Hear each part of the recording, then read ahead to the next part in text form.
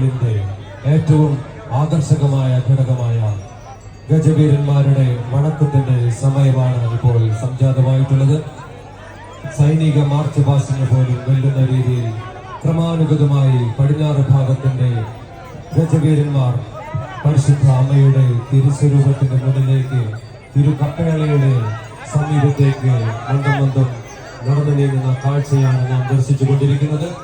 ഉടനെ തന്നെ 3 ഗജവീരന്മാരും താൽക്കാലികളായ 3 ഗജവീരന്മാർ പരിശുദ്ധ അമ്മയുടെ സർവചരാചരങ്ങളുടെയും സൃഷ്ടാവായ പൊന്നുതമ്പുരാന്റെ അമ്മയെ വണങ്ങുന്ന തുമ്പിക്കൈ ഉയർത്തിക്കൊണ്ട് മസ്തകം ഉയർത്തിക്കൊണ്ട് വിനീതമായി നമ്മുടെ അമ്മയെ വണങ്ങുന്ന കാഴ്ചയാണ് നാം ഇപ്പോൾ ദർശിച്ചു കൊണ്ടിരിക്കുന്നത്. പടിഞ്ഞാറ് ഭാഗത്തിന്റെ ആനകൾ കപ്പേളയ്ക്ക് അഭിമുഖമായി നിന്നു കഴിഞ്ഞു. ഇത് പരിശുദ്ധ അമ്മയെ 3 ഗജവീരന്മാരും ഒന്നിച്ചു വണങ്ങുന്ന കാഴ്ച. പടിഞ്ഞാറ് ഭാഗത്തിന്റെ ഗജവീരന്മാർ പരിശുദ്ധ അമ്മയെ ഉപചാരപൂർവം വണങ്ങുന്നു, ആചാരപൂർവം വണങ്ങുന്നു, വിധേയമായി വണങ്ങുന്ന കാഴ്ചയാണ് നാം ഇപ്പോൾ ദർശിച്ചത്.